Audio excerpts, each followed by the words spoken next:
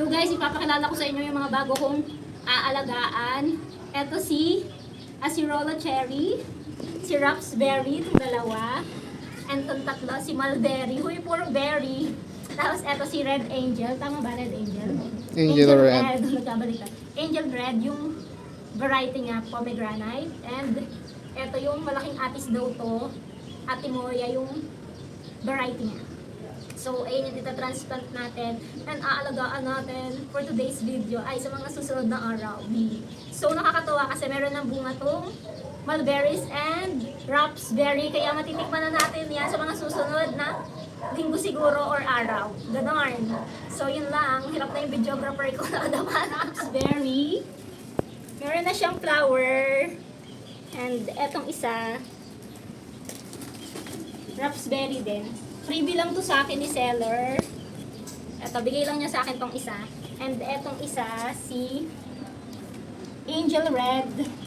Si Angel Red pomegranate. O diba, ang ganda ng pagkakapak nila. Safe na nakarating yung mga plants sa akin. Yung mga trees pala. Uy, ang galing ng pagkakapak ko, napagkasya niya. Pero hindi na damage yung mga halaman. Etong dalawang to.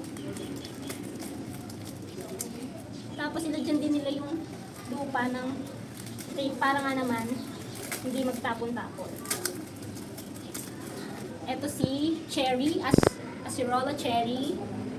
Yan, papalakihin ko pa yan. Ito din, Acerola Cherry. Dalawa sila. So parang puro puno yung itatanim ko ngayon for today's video. Tapos eto si Atimoya.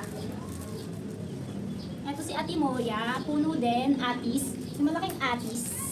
Ingat din yung rider kasi hindi na damage yung mga halaman ito. Diba? Talaga si Bujek yung nag-unbox. Ako dapat yung nag-video eh. Okay talaga ako yung videographer nito. Kasi mas... Sa basketball ka videographer. Wow, may bunga na yung mulberry. So dahil nakukulangan niya ako sa mulberry na harvest ko, siyempre, kumuha din ako ng mulberry. Mas malalaki yung bunga nito compare nga dun sa tanim ko mulberry. Oo nga guys, mas malaki yung bunga. O may bunga na rin siya. Diba, nakakatuwa. Isa lang yung binili. Isa lang ba? Dalawa yung binili ko mulberry. Tapos binigyan lang din ako ni madam ng isang free. Ayan. Dalawang mulberries. Tapos binigyan niya ako ng isang free na mulberries at raspberry. Huy, puro berry. Oops. So, ayan siya. And ito yung isa, meron na rin bunga. Ang init talaga, guys.